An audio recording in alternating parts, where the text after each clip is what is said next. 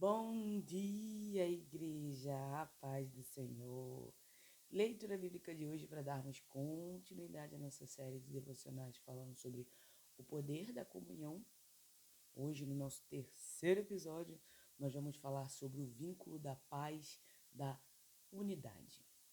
Divisões que nos enfraquecem na hora da prova. A unidade, ela nos torna inabaláveis.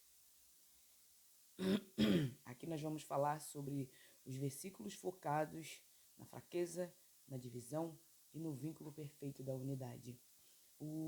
Vamos ver a divisão, o egoísmo, a discórdia fragmentam a igreja e paralisam a vida espiritual.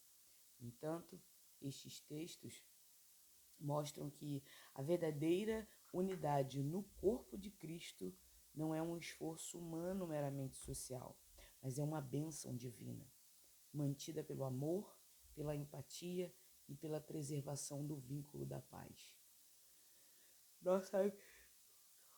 Começou. Nossa meta de vida é e tem que ser sempre essa: a união, a unidade, a preservação da comunidade do Senhor.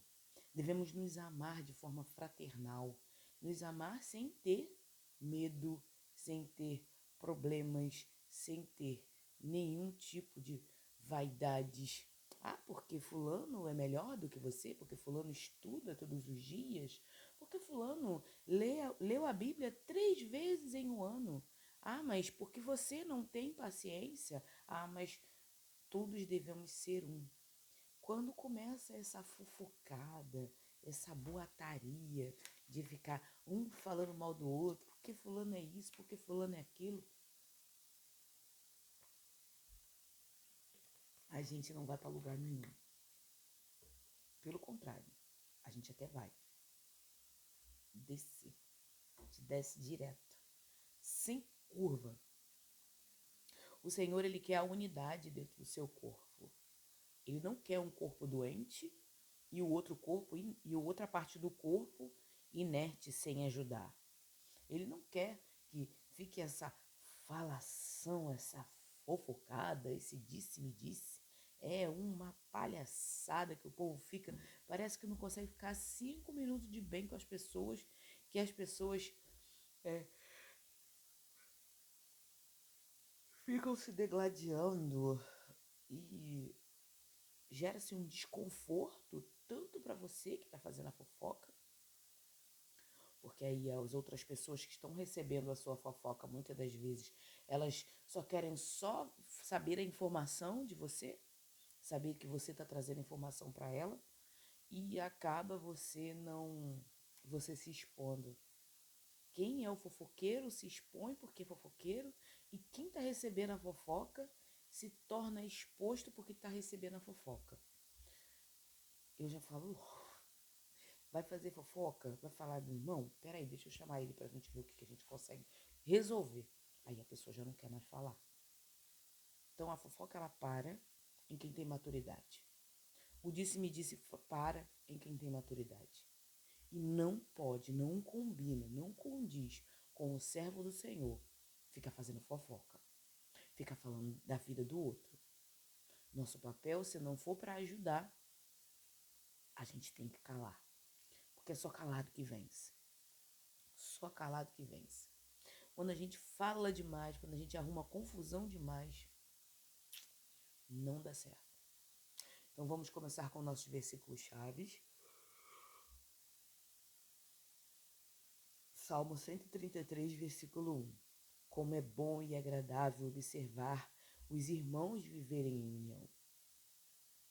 Lá na igreja a gente tem um louvor, que eu acredito que seja louvor baseado no Salmo 133, versículo 1.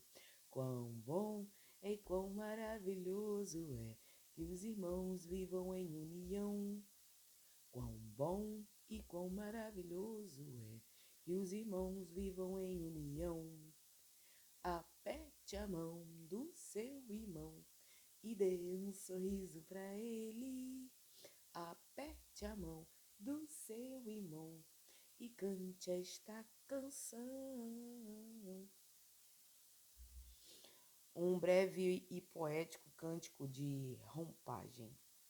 Escrito por Davi, o salmista compara a beleza e preciosidade da comunhão fraterna ao óleo da unção derramado sobre a cabeça do sumo sacerdote Arão e ao orvalho do monte Hermon, que descia sobre os montes de Sião. Um poema lindo. Como é bom e agradável. O hebraico usa a exclamação para enfatizar uma experiência de excelência moral e delícia estética. Bom refere-se à utilidade e propósito benéfico. Agradável refere-se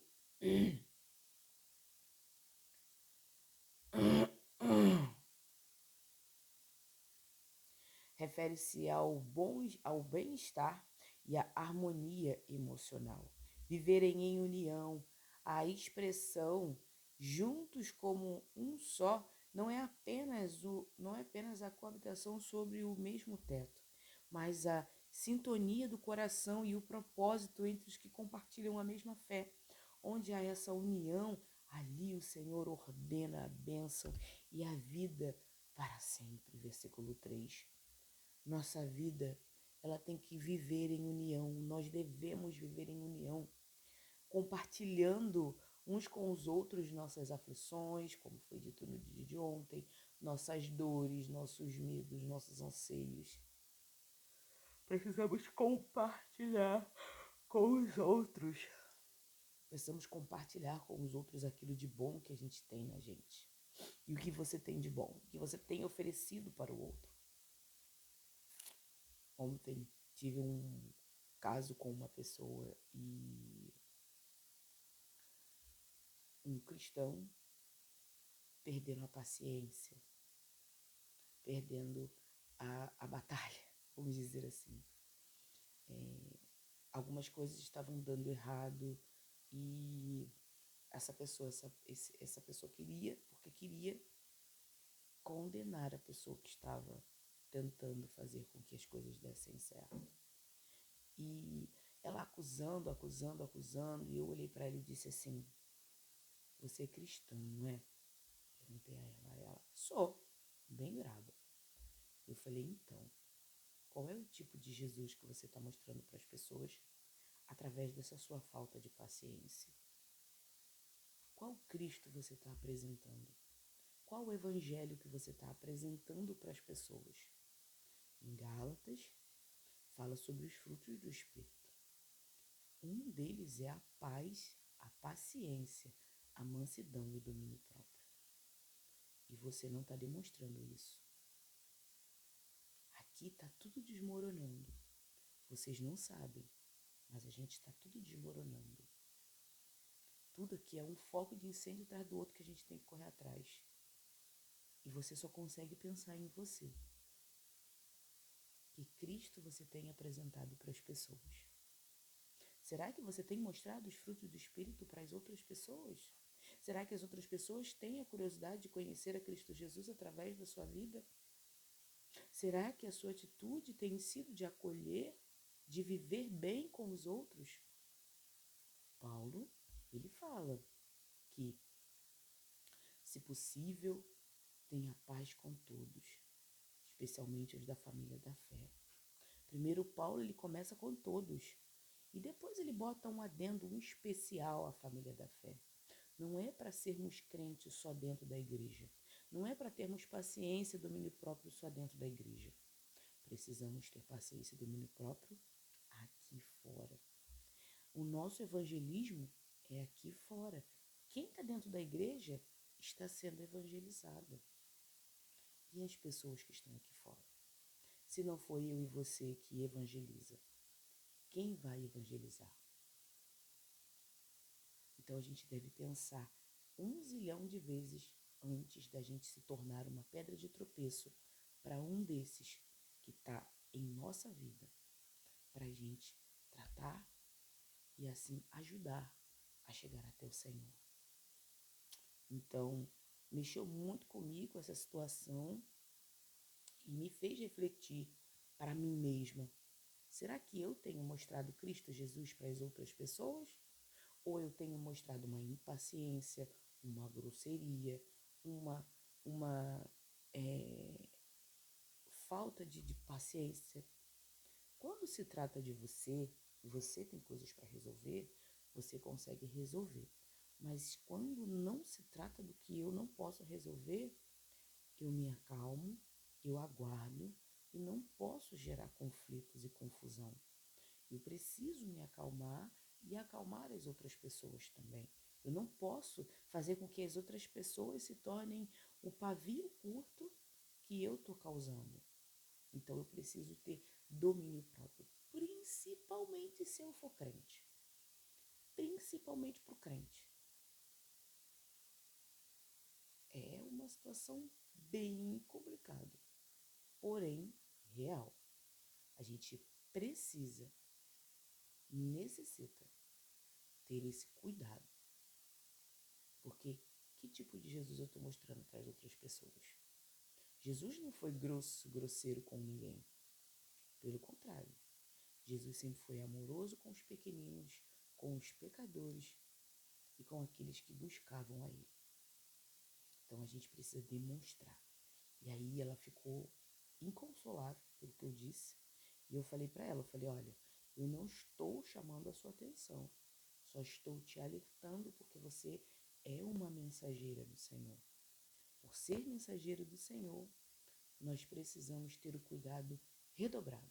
Porque a primeira coisa que as pessoas vão dizer é, ah lá, a crente. Ah lá, não tem nem paciência com o outro. Então eu preciso ter cuidado. Aplicação. Viver em discórdia ou fofoca consome a nossa energia e afasta a paz e as outras pessoas do nosso lado. Promover a harmonia e o respeito na família e na igreja cria um ambiente espiritual saudável, onde a presença e a bênção de Deus fluem com liberdade. Ou seja, se eu sou uma pessoa grossa, grosseira, agressiva, brigona, só arrumo confusão, todo lugar que eu vou, ninguém quer eu por perto porque eu sou a pessoa que arruma confusão. Se eu sou essa pessoa, quem vai querer me ter por perto? Ninguém. Então eu preciso ser como Cristo. Ser como Cristo para a gente ter credibilidade na voz, quando a gente for falar. Ter veracidade quando a gente for falar. Quando as pessoas nos ouvirem, as pessoas de fato nos ouvir. E é isso. Que Cristo você tem mostrado para as pessoas? Isso é uma reflexão íntima. Nós é que fazemos com a gente mesmo. Efésios capítulo 4, versículo 2 e 3. Sejam completamente humildes e dóceis. Sejam pacientes, suportando uns aos outros em amor. Façam todo o esforço para conservar a unidade do Espírito pelo vínculo da paz. Paulo transita da doutrina da salvação para a conduta prática do cristão. O apóstolo ele exorta a igreja a andar de modo digno da sua vocação, apresenta a diversidade dos dons concedidos por Cristo para o amadurecimento do corpo, instrui sobre os despojar-se do velho homem e vestir-se do novo homem. Humildes e dóceis. Humildade era vista com desprezo no mundo greco-romano, mas em Cristo torna-se virtude fundamental para a comunhão. A docilidade, mansidão, é a força sob controle, evitando reações agressivas diante das imperfeições dos outros. Suportar uns aos outros em amor. O verbo arnechomai significa sustentar, ter paciência ou suportar com tolerância. Como todos têm fraquezas, o amor sacrificial, o ágape, é a liga, é a cola que impede a ruptura nas diferenças. Suportar com tolerância, como todos têm fraquezas, conservar a unidade do Espírito. Nós não criamos a unidade. Quem produz é o Espírito Santo, mas temos o dever de conservá-la, guardá-la por meio da paz. Devemos, porque devemos ter cuidado com os outros. Tem uma passagem que Jesus vai falar sobre pedra de tropeço e ele fala assim, ó, é melhor que amarre uma pedra no pescoço e se jogue dentro do rio do que causar algum problema a um dos meus pequeninos. O próprio Jesus, ele nos fala isso. Então, que Jesus eu tenho mostrado para as pessoas? Será que é um Jesus agressivo, grosseiro, malcriado, mimado, cheio de vontades? Ou será que eu mostro um Cristo vivo, disposto a amar, disposto a perdoar, disposto a abraçar, disposto a dar carinho, disposto a dar crédito a quem precisa de crédito? Qual Jesus você tem mostrado para as outras pessoas? Pensei nisso, que eu estou refletindo bastante. 1 Coríntios capítulo 12, versículo 25 e 26. A fim de que haja divisão no corpo, a fim de que não haja divisão no corpo, mas sim que os seus membros tenham igual cuidado uns pelos outros.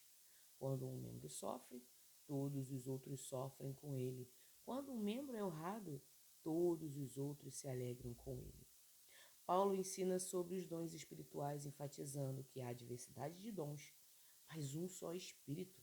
O apóstolo usa a metáfora do corpo humano para demonstrar que cada membro, por mais simples ou invisível que pareça, tem uma função indispensável no corpo de Cristo. Não é porque o irmãozinho tem menos condição financeira que você que ele é menor. Não é porque você dá uma oferta maior do que ele é menor. Pelo contrário. Aí é que você precisa amar mais ele. Aí é que você precisa abraçar, aí é que você precisa cuidar, aí é que você precisa dar amor cada vez mais. Cada vez mais. A fim de que não haja divisão. A palavra xisma, da origem a cisma, refere-se ao rasgão ou fratura em um tecido ou estrutura. A divisão desfigura a intenção de Deus para a igreja. Igual cuidado significa preocupar-se, estar atento à necessidade. Todos os membros do corpo possuem a mesma dignidade e valor merecido, a mesma atenção. Sofrem com ele, alegrem-se. A vida orgânica do corpo não permite a indiferença. A dor de uma parte afeta todo o organismo. A restauração de uma parte traz alívio a todo o sistema. Ou seja, quem sofre, eu sofro. Quem sorri, eu sorrio. Quem se alegra, eu se alegro. Eu me alegro. Quem está doente, eu não fico doente, mas eu ajudo o doente. E eu sinto com ele pela sua doença. Meu papel é ajudar. Estar sempre disposta. Sempre estar ali do lado, ajudando. Aplicação. A verdadeira igreja funciona como uma família viva. A dor de um irmão é sentida por todos e a vitória de um é celebrada por todos. Lute contra a tentação da indiferença ou do ciúme em relação ao próximo. Nosso papel é fundamental em ajudar, em amar, proteger, cuidar, zelar pela vida do outro, em amor, sempre.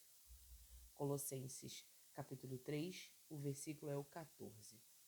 Acima de tudo, porém, revistam-se do amor, que é o elo perfeito. Paulo exorta os crentes a buscarem as coisas do alto, fazendo morrer a natureza terrena e suas práticas, como a ira, malícia e mentira. O apóstolo apresenta a nova vestimenta do cristão e dá instrução para o relacionamento familiar e de trabalho. Acima de tudo, na analogia do vestuário, o amor é a peça final. O manto exterior cobre e harmoniza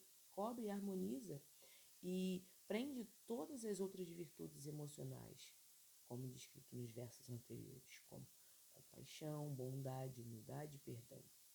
O elo perfeito. O termo desmos refere-se a um ligamento do corpo, um cinto ou amarração que mantém os elementos unidos.